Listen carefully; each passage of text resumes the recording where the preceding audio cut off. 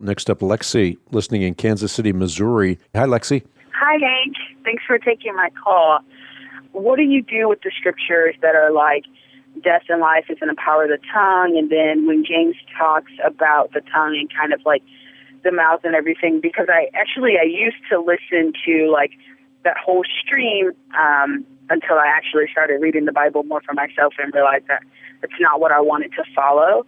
But I still don't know what to do with those scriptures. Does that make sense? Yeah, it makes a lot of sense, and I'm glad you brought it out because there's a lot of text abuse that goes along with Proverbs chapter 6 and Proverbs chapter 18. The one that you're particularly concerned with is in Proverbs 18, life and death are in the power of the tongue. And this is something that is said not only by Osteen, but many others as well, such as T.D. Jakes. And basically what they're telling you is that make sure the words you're sending out are in the direction you want your life to go, because if you say the wrong words, you could speak death into your own life. In fact, Osteen gives an example of a church worker who he talks about with great admiration, but says, unfortunately, this guy killed himself because he spoke death into his life. I don't mean he committed suicide. That's not what Osteen is saying. He's saying that the words he spoke caused him to die at a very early age. His words snared him.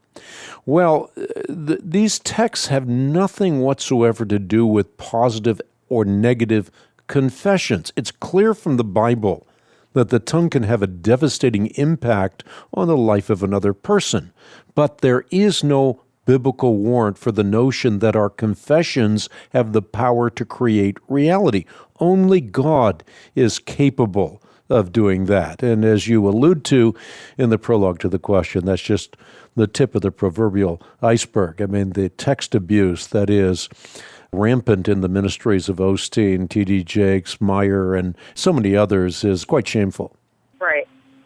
Okay, and so with that one specific scripture, what's your interpretation of death and life are in the power of the tongue? Well, that's what I'm saying. Your tongue can have a devastating impact on the life of another person, but it cannot create reality. So words are very powerful. Words can hurt. Words can maim.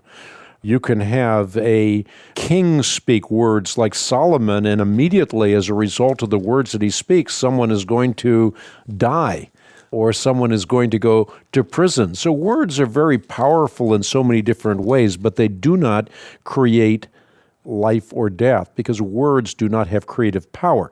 Solomon had the power to pronounce death and to pronounce life. And in a similar fashion, our tongue can really have a very negative impact if it's improperly used in the life of another person. I've often said that the second most dangerous thing in the world is a loaded .45 revolver. The first is the human tongue.